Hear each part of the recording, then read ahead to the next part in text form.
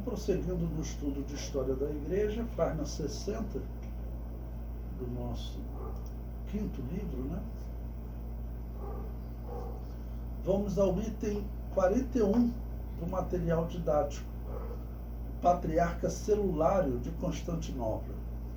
Bom, o ano que nós vamos estudar agora é o ano 1059 da era cristã. Ok? Ano 1059. Como era comum entre os católicos, esse patriarca praticava espiritismo. Eu vou citar aí um historiador católico chamado Daniel Rups. Ele descreve esse patriarca. Veja o que ele diz. A magia e a astrologia conviviam amigavelmente com os princípios cristãos. O patriarca Cerulário participava de sessões de espiritismo em companhia de uma vidente chamada Dositeia, e as atas correspondentes eram redigidas pelos seus secretários clérigos. Ana Comneno cita a astrologia entre as ciências de que Bizâncio se orgulhava, e a própria forma como seu pai Aleixo rejeitava essa superstição que substitui a esperança em Deus por sonhos envenenados, prova que ela ocupava em torno dele um lugar de relevo. Quanto a feiticeiros e feiticeiras, adivinhos e videntes, negociantes de amuletos e de sortilégios, pode-se dizer que pululavam existiam em grande quantidade, né? Mas, por acaso, teria o Ocidente o monopólio de tudo isso? Teria o Oriente, né, o monopólio de tudo isso? Bizâncio, Constantinopla, né, Bizâncio estava cheia de padres. Viam-se por toda parte, mesmo na corte do Basileu. Alimenta bem o padre e ganharás o céu, dizia um provérbio cuja origem clerical ninguém punha em dúvida. O clero secular era muito fraco e acreditar em Aleixo Comneno que tomou medidas para melhorá-lo. A fé cristã está em perigo, dizia ele, porque os padres se tornam piores de dia para dia. Bom, eu venho falando para vocês que desde Constantino, essa é uma instituição político-religiosa, né? E com o passar do tempo, eles estão se assumindo. Ok?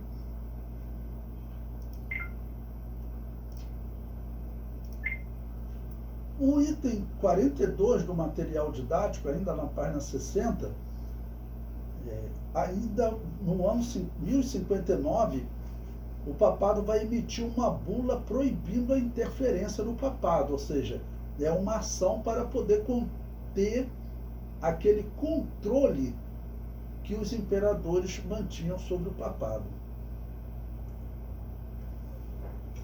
O comentário diz: o ano de 1059 da era cristã marca o momento que a Igreja Católica edita uma bula proibindo a interferência dos imperadores, e assim ela dá um grande salto em termos de independência. Neste período também ocorreu uma nova ruptura entre a Igreja Católica Romana e a Igreja Católica do Oriente. Os papas do século XI, incluindo os indicados por Henrique III, esse historiador eles chamam de Henri, né?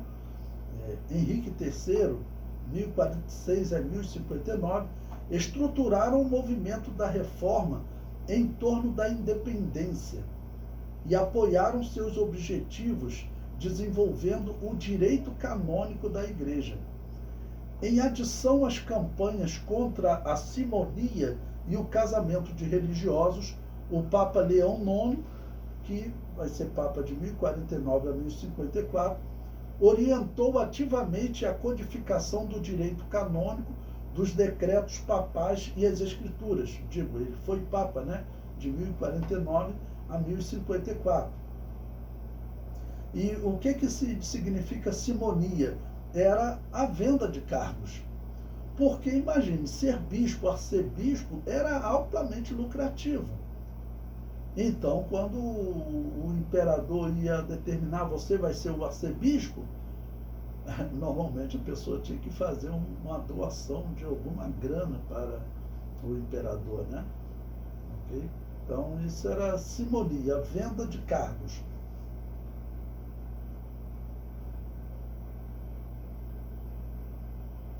O comentário prossegue. Ele estabeleceu o papado como o único juiz em relação à doutrina e ritual cristão, em direção ao universalismo e domínio de Roma a respeito da cristandade. Estas ações agravaram as tensões com o Império Bizantino e, em parte, levou ao cisma leste-oeste da cristandade em 1054, separando as igrejas romana e bizantina como instituições independentes. Em resposta à instalação de papas durante o reinado imperial, o Papa Nicolau II, que vai ser Papa de 1058 a 1061, ou seja, exatamente o Papa que governa Roma no período que nós estamos estudando, 1059, outro ardente reformador editou uma bula papal em 1059, colocando como ilegal a interferência secular na indicação dos papas, determinando que a seleção papal fosse exclusiva de uma assembleia eleitoral de 7 bispos e que mais tarde iria se tornar o colégio de cardeais. O movimento da reforma papal surgiu após a intronização de Hildebrando. Lembra, ele era secretário, né, dos papas anteriores, do Leão IX, né, que ele vai ser o Papa Gregório VII. E Hildebrando de Sovana como o Papa Gregório VII, ardente defensor da autoridade da Igreja Católica sobre os poderes seculares durante toda a sua vida. Gregório continuou sua implacável busca da reforma e da superioridade papal como líder da Igreja Católica. Suas políticas, que ficaram conhecidas com o título de Reformas Gregorianas, tiveram como base os seus precedentes adeptos da Reforma e apoiado pelos membros do clero e laicidade, os quais se opunham ao domínio da Igreja Católica pelos laicos e o envolvimento das igrejas nas obrigações feudais. Então, exatamente, esse Gregório VII é que está, nesse período, ainda atuando como secretário, mas ele é que está articulando tudo para que a Igreja Católica consiga dar uma virada nesse poder, né?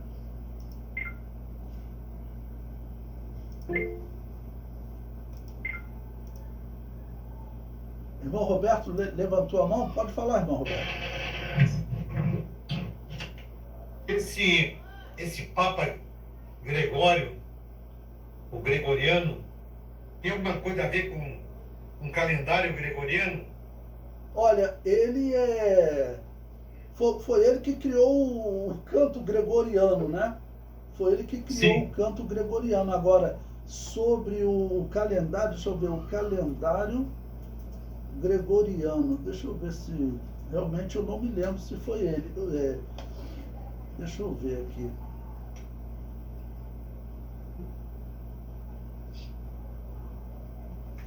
Que é o calendário atual com quem nos confirmamos, né? 2025. Mas eu acredito que não, que esse calendário, ele foi organizado, lembra que eu falei com vocês no livro 5 sobre um homem chamado, esqueci o nome dele agora, um bispo católico. Foi lá nos anos 500, 600 que eles organizaram, né? Eles organizaram esse calendário baseado no nascimento de Jesus.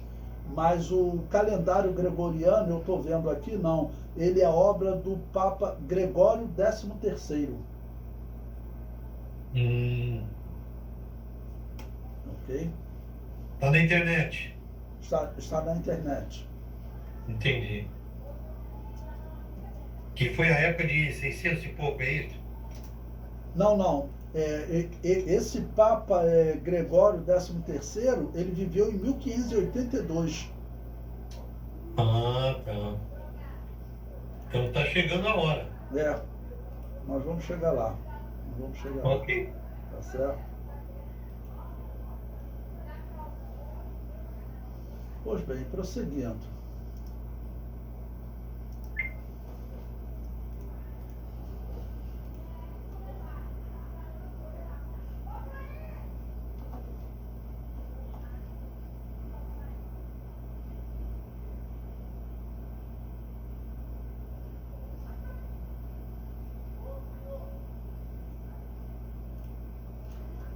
Pois bem, página 62 do nosso livro, vamos agora ao item 43 do nosso material didático. Bom, aqui eu vou falar de um católico que ele foi uma exceção na história, né? Pierre Damiani, o ano 1072 da era cristã. Pierre foi um católico que fugiu à regra. Ele se opôs à teoria da guerra justa de Agostinho de Hipona. Ele disse: os santos estão dispostos a sacrificar a própria vida pela fé, mas nunca a matar hereges. Os séculos seguintes se destacaram com uma retomada do poder pela Igreja Católica, e homens como Pierre Damiani serão raros, porque, claro, você acreditar na teoria da guerra justa de Agostinho de Hipona era vantajoso, você eliminava os seus adversários, seus concorrentes. Tá bom? E como eu já falei para vocês em outros momentos, existem pessoas dentro da Igreja Católica que eles têm realmente um sentimento diferente, vamos dizer, que não concorda com todas essas, às vezes, idolatria. Vai ter católico discordando do purgatório, vai ter católico discordando da transubstanciação, que é aquela doutrina que diz que o pão se torna em carne de Jesus de fato, né? Então vão ter muitos que vão estar discordando da Igreja Católica. O item 44, vamos falar agora desse Papa Gregório VII o Grande, como que ele vai conseguir dar essa virada, né, na história da Igreja Católica. Bom, o ano-chave da vida dele é o ano 1073. Né? Mas eu começo, em 1059, o Papa Nicolau II nomeou Hildebrando como administrador efetivo dos bens da Igreja. Após a morte de Nicolau, em 1061, Alexandre II ocupou a cadeira de Pedro até 1073, quando Hildebrando se tornou Papa e governou a Igreja Católica até o ano 1085, assumindo o nome Gregório VII. Gregório VII é definido pelos historiadores como aquele que deseja fazer a Igreja voltar ao tempo primitivo. O tempo primitivo você vai considerar Constantino, mas na verdade eu digo que ele fez mais do que isso. Eu digo aí, olha, na verdade ele fez a Igreja de Roma pela primeira vez na história o único representante de Deus na Terra, excluindo a pessoa do imperador. Se o Apocalipse diz que a Babilônia apocalíptica está assentada sobre os reis da terra, ela já estava assentada, porque ela que controlava a religião, ela que controlava o tempo que a alma do imperador iria passar no purgatório, então ela já estava assentada. Mas aqui, vamos dizer, ela assume um poder ainda maior. Alguns historiadores descrevem Gregório VII como o homem que livrou a Igreja Católica do seu cativeiro bárbaro, porque esses bárbaros que governavam o Sacro Império, eles estavam governando a Igreja Católica, né? Enquanto o papado foi controlado pelos reis, a sua autonomia para perseguir as igrejas anabatistas era restringida. Com a virada, entre aspas, de Gregório VII, veremos que a perseguição vai ganhar força, né? Bom, coloquei um mapa aí para vocês, um mapa que eu achei na internet, ele, botei aí embaixo a referência, né? Ele descreve o Sacro Império Romano Germânico no ano 1000. Nós estamos estudando o ano 1073, né? Então, nesse período, o que era o Sacro Império Romano Germânico? Aquela região que Carlos Magno governava, que era essencialmente a Alemanha, né? E também a Itália, que o Papa governava. Então, você pode ver que o Sacro Império Romano Germânico, ele pega essa região desenhada. Por exemplo, a França, nesse período, nem toda a França estava no Sacro Império Romano Germânico, era principalmente a região da atual Alemanha e Itália. O comentário prossegue. Para voltar a esse tempo, a Igreja Católica deveria abandonar a todas as doutrinas que foram implantadas conforme comprovação histórica após Constantino. Que tempo? O tempo que o historiador, como eu disse, que os historiadores dizem que ele faz ela voltar ao tempo primitivo, okay? A expressão que eles usavam. Não, na verdade não volta ao tempo primitivo. Ela teria que abandonar a doutrina do purgatório, imagem de escultura, doutrina da morte de Deus na cruz. Mas, devido ao poder e das heresias adquiridas, isso não foi possível nos dias de Gregório e nem será possível nos dias atuais. Tem como você fazer a Igreja Católica voltar a ser uma igreja cristã, onde o poder domina, irmãos. É muito difícil o ser humano abrir mão do poder, ter essa cobiça pelo poder, principalmente quando ele ganha poder, aí que ele não quer abrir mão mesmo. Né? Se ele não está no poder, a humildade, vamos dizer, tem uma maior possibilidade de tomar conta dele.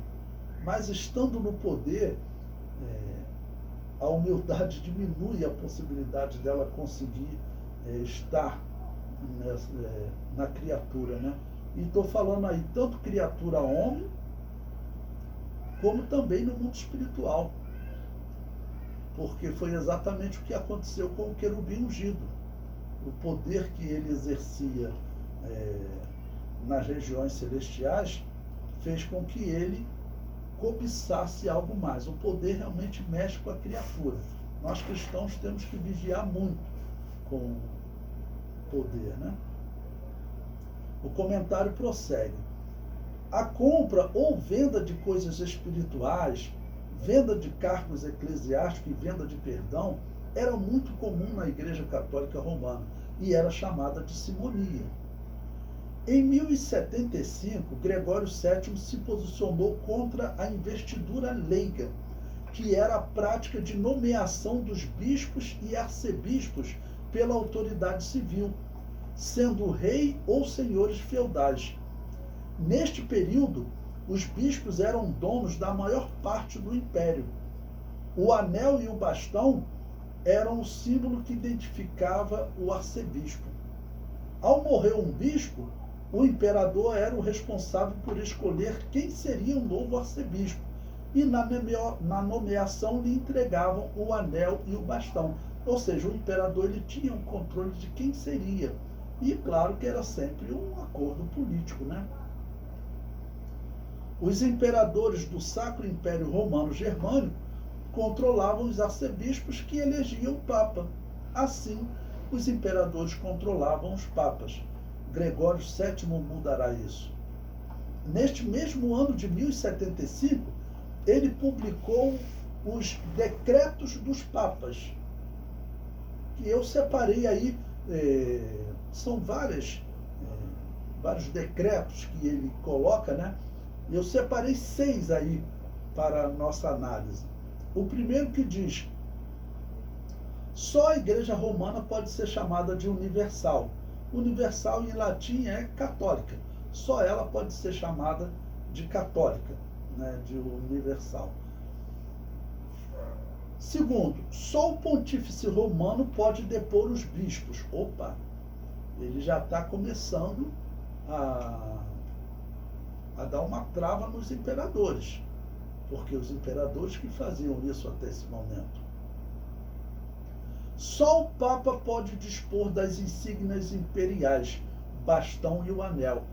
Outra coisa que ele está dizendo, olha, os imperadores têm que parar de indicar quem são os bispos. Está diminuindo o poder do imperador, essa é a verdade. O Papa é o único homem a quem todos os príncipes beijam os pés. Que ousadia, né? Que ousadia. O quinto, o Papa pode depor os imperadores. E o Papa ele vai sempre escolher como imperador desse Império Santo o homem mais poderoso da Europa. Vai ter um momento que vão ser espanhóis. Vai ter um momento que serão franceses. Okay? Quando eles tiverem o controle total sobre os imperadores, eles vão dizer, não, o mais poderoso agora é o da Espanha, então ele que vai ser o imperador do reino de Deus. E por fim, a Igreja Romana nunca errou e nunca errará. Não, vendo a história como nós estamos vendo, é claro que eles erraram muitas vezes, né? Erraram muito mais do que acertaram. Bom, nesse período, quem é que estava no governo do Sacro Império Romano Germânico? Era Henrique IV. Lembre-se que Henrique III, o pai dele, desse Henrique IV, ele chegou a proibir que determinados arcebispos concorressem ao cargo de Papa. Agora o filho dele está vivendo um momento de reação da Igreja Católica. O comentário diz, né? O imperador Henrique IV, que é imperador do ano 1050 ao ano 1106, foi imperador durante 56 anos, deu de ombros para Gregório VII e depois o bispo de Milão. Bom, peguei um trecho aí de um historiador, Justo Gonzalez, que ele diz: a resposta de Gregório não se fez esperar. Apelando à autoridade que dizia ter para julgar reis e imperadores, ele ordenou a Henrique que se apresentasse em Roma, onde seus graves delitos seriam julgados. Se não viesse até o dia 22 de fevereiro de 1076, ele seria deposto e sua alma condenada ao inferno. Acredite, a vida desse homem vai virar um inferno. Por quê? Porque para a população, até para os filhos dele, os filhos vão se rebelar contra ele. Porque para a população católica, os filhos, esse imperador, ele deixou de ter a bênção de Deus. E isso para a crença deles era horrível. Por isso, os filhos vão se revoltar contra o imperador, né? O imperador respondeu depondo o Papa. Esse respondeu que essa era uma atitude do anticristo, e assim os bispos não acataram a ordem do imperador, e esse caiu em grande desgraça. Diante do que o Papa proclamou a exclusão de Henrique IV, o próprio historiador Justo Gonzalez disse: em nome do Pai, do Filho e do Espírito Santo, pelo poder e a autoridade de São Pedro, e em defesa e honra da Igreja, ponho em interdito o rei Henrique. Eu acrescentei aí Henrique IV. São tantos Henriques, né? Filho do imperador Henrique III, que com orgulho sem igual se levantou contra a Igreja Católica, proibindo-lhe que governe em todos os reinos da Alemanha e da Itália, porque a Alemanha e a Itália era o Sacro Império Romano Germânico nesse período, né? Além disto, liberto dos seus juramentos os que tenham jurado ou puderam jurar fidelidade a ele, e proíbo que ele seja obedecido como rei. Olha só. E como eu disse, a fala desse Papa, ela vai ser respeitada e assumida como verdade. Bom, o Papa determinou que obedecer ao rei era pecado. Muitos dos nobres e do povo começaram a ver o imperador como alguém condenado ao inferno, sem a bênção de Deus, e começaram a afastar-se. principalmente quando o principal acusador do Papa morreu repentinamente. Todos começaram a ver como um castigo de Deus e abandonaram o imperador. O Papa marcou o julgamento do rei para o ano seguinte. O imperador decidiu encontrar-se com o Papa com um grande exército. Lembre-se que o Papa também tinha um exército, né? Mas o imperador então leva um grande exército para encontrar o Papa. O Papa se trancou em uma fortaleza em Canossa, pois não sabia a intenção do imperador. Na verdade, Henrique IV foi pedir perdão ao Papa e se reconciliar com a Igreja.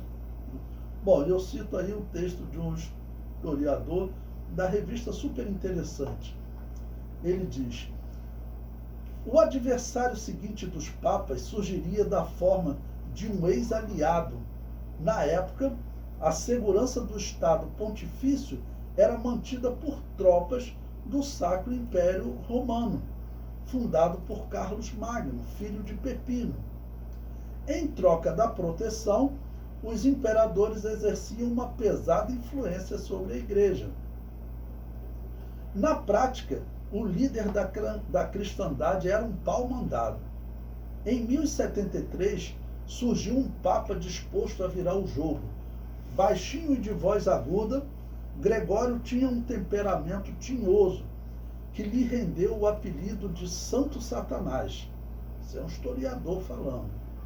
Em um decreto famoso, determinou que os pontífices não só tinham o direito de legitimar soberanos, como também podiam depô-los, e declarou que o Papa não era só o líder da Igreja, mas o Senhor do mundo. Isso enfureceu Henrique IV, soberano do Sacro Império Romano. Sem pestanejar, Gregório excomungou. A excomunhão era uma ferramenta poderosa. O excomungado ficava proibido de ir à missa e receber sacramentos, num tempo em que a religião estava entranhada na vida cotidiana. Essa punição era terrivelmente pesada, diz a historiadora Andréia Frazão, especialista em igreja medieval.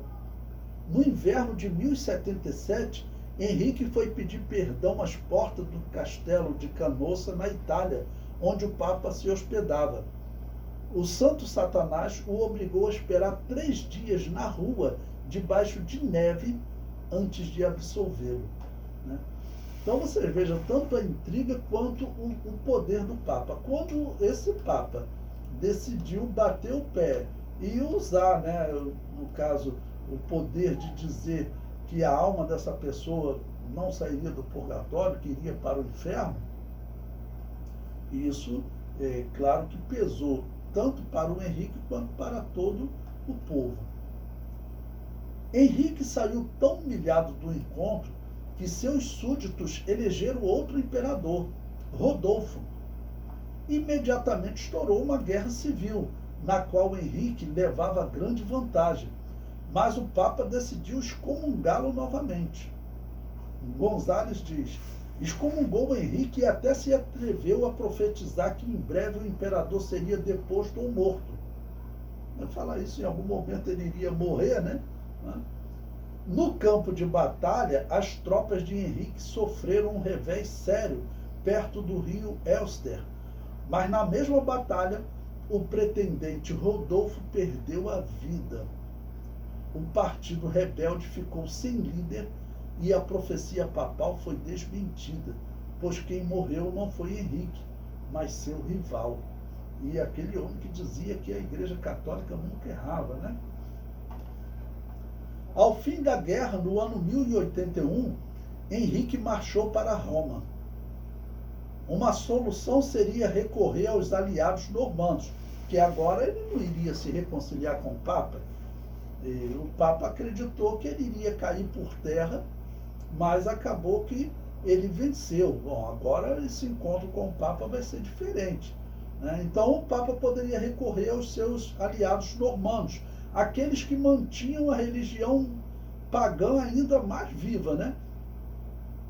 Mas o Papa havia excluído aqueles que eram os maiores fornecedores de soldados para o Papa, ou seja, os normandos. ok? Que inclui Dinamarca, Suécia. Imediatamente o Papa Gregório VII perdoou os normandos, mas estes acabaram por atacar territórios do Papa. Coisa horrível, perdoar para formar um exército. Ou seja, ele resolveu perdoar aqueles que ele tinha excluído para que eles pudessem vir ajudar o Papa. Quando Henrique entrou em Roma, o Papa se escondeu no castelo de Santo Ângelo, de onde viu o imperador e os bispos estabelecerem como Papa Clemente III, em 1084. Clemente ficou conhecido na história como o antipapa. Clemente era um antigo aliado do imperador que o elegera arcebispo. Ele permanece no trono até o ano 1100. Gregório morreu no exílio no ano 1085. Então, olha que situação. Mas você pode olhar assim e pensar, bom, então Gregório foi derrotado? Não. Essa atitude dele, ela vai fazer com que os próximos imperadores baixem a cabeça para o Papa. Esse imperador, Henrique IV, ainda está desafiando, mas outros não vão desafiar. O comentário prossegue. Desde a sua criação, a Igreja Católica jamais esteve em pé de igualdade com os imperadores. Isso é um fato. Quem decidiam eram os imperadores. A Igreja Ortodoxa, com sede em Constantinopla, sempre assumiu a superioridade do imperador. Eram religiões controladas por imperadores. Gregório está lutando por essa mudança, estabelecendo a Igreja Católica como superior aos reis. Quando aumentar o poder do Papa, rapidamente serão encontradas igrejas que estavam fora do alcance do papado, pois este estava dominado pelo sistema político do Império. Gregório VII foi o homem que elevou a Igreja Católica acima do poder político. E assim, em poucos anos, veremos anabatistas sendo mortos pela Europa católica romana. Vão ter regiões que o Papa não tinha acesso. Mas, quando esse poder vai crescendo, nós estamos agora estudando o ano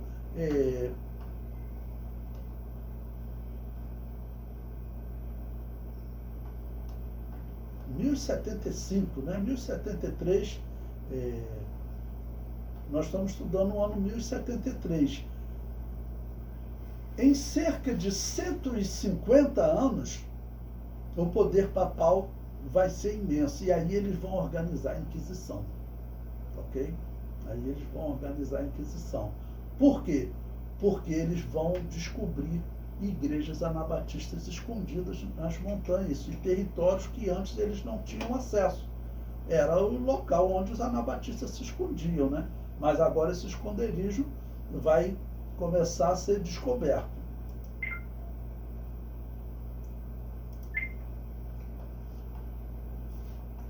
O item 45 no material didático, na página 67, Gregório VII e a Cidade de Deus. Bom, falando desse Papa, eu cito aqui aquela visão de Agostinho de Hipona, que acreditava que o reino de Deus, a cidade de Deus aqui na Terra, estava na Igreja Católica, estava em Roma, no Vaticano. Pois bem, então eu coloquei aí o texto de um historiador para vocês, que ele diz o seguinte: onde está hoje a cidade de Deus? Ela está na Igreja Católica, pois só ela pode identificar-se com a cidade de Deus. Essa tese virou logo instrumento ideológico da política dos bispos de Roma, que encontraram em A Cidade de Deus o fundamento ideológico de um Estado teocrático, o único que tem direito de existir, enquanto que os poderes seculares devem estar subordinados ao poder espiritual que só existe na Igreja Católica Romana. Na verdade, quando Agostinho de Hipona escreveu essa obra, Cidade de Deus, que é uma obra filosófica muito lida, né? Ele está demonstrando a crença que vinha desde os dias de Constantino, que eles estavam vivendo o reino de Deus, a cidade de Deus. E quem tinha que controlar ela era o poder religioso. Faz sentido acreditar nisso. Porém, nós sabemos que tudo isso deriva de um erro de interpretação. Porque eles acreditavam e acreditam até hoje que eles estão vivendo Apocalipse 20, que o diabo foi preso e que eles estão vivendo o reino de Deus, que duraria 1000 anos.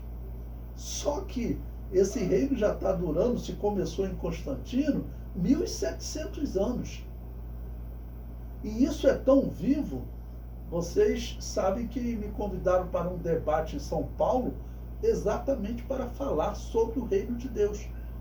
Se nós já estamos vivendo o reino de Deus ou se ele ainda vai acontecer. Nós pregamos que ele ainda vai acontecer. Ainda virá a grande tribulação, virá o anticristo e depois Jesus dá fim ao reino do anticristo e começa o reino de Deus. Para eles isso tudo já aconteceu. Escatologia católica, protestante e reformada é uma escatologia, além de herética, confusa. Confusa, porque eles acreditam que o reino de Deus já está vivendo, que o diabo está preso. O historiador prossegue. É esta tese que mais entusiasmará Gregório VII, que, fundamentando-se nela, construirá no século VII o enorme império político dos bispos de Roma. A verdade é que a tese de Agostinho foi desenvolvida aos poucos com a finalidade de tornar a Igreja de Roma uma verdadeira potência universal. E é até hoje, né? Sabemos que realmente é. Irmão Roberto levantou a mão, pode falar. Irmão, até então o entendimento que eu tinha que os salvos, aqueles que já têm Jesus, já vivem o reino de Deus, não na sua plenitude, mas já vivem o reino de Deus. E cabe a nós estarmos anunciando este reino, cujo rei deste reino é o Senhor Jesus. E o irmão tá me dando uma outra visão, é isso? Não, mas deixa eu corrigir. O reino de Deus que nós dizemos que nós vivemos hoje é um reino espiritual. Tá bom? O reino Sim. de Deus implantado na terra, que profetizado em Apocalipse 20, esse ainda vai acontecer. Até obrigado pela sua pergunta, me ajuda a esclarecer. Esse reino que vai ser implantado Sim. na terra, ele ainda vai acontecer. O que a Igreja Católica acredita é que ele já está acontecendo. Os protestantes, os reformados, eles acreditam que esse reino já está acontecendo. Se você for na internet, no YouTube, e procurar lá o Milênio Hernan Dias Lopes, você vai ver ele dizendo que o diabo já está preso, o reino de Deus já está acontecendo, as coisas estão melhorando no mundo, você vai ouvir ele dizendo isso. Eu vejo assim que ele fala isso até meio sem graça, né? Porque dizer que o diabo está preso com todas as coisas que estão acontecendo no mundo, ou seja, Adolf Hitler, então ele agiu dentro do reino de Deus, sem a ajuda do diabo. Isso foi só humano? É claro que não. Então, com certeza absoluta, eles estão errados. Então, quando o irmão fala em que nós estamos vivendo o reino de Deus, Jesus Cristo falou o seguinte: o reino de Deus está entre vós. Porque ele está dizendo que é um reino espiritual. Então, Sim. o reino espiritual nós estamos vivendo. Mas o reino que nós estamos tratando aqui, que esse historiador trata, não é esse reino espiritual que o irmão está falando. Sim. Na verdade, não. Ele trata de um reino físico implantado na terra. Sim, sim. É que o anticristo, ou seja, o falso Cristo, vai assumir dentro em breve. Quer dizer, o anticristo ele vai assumir um reino terrestre, né? Vai assumir um reino terrestre. Então, esse reino terrestre que Jesus vai reinar e vai governar o mundo, ele ainda virá. Esse reino é futuro. Católicos, protestantes e reformados dizem que esse reino ele já existe. Desde Constantino, tá bom? O reino queria durar 1000 anos, já está durando 1007 anos. Respondido? Tirada a dúvida aí? Não, é respondido. Ok.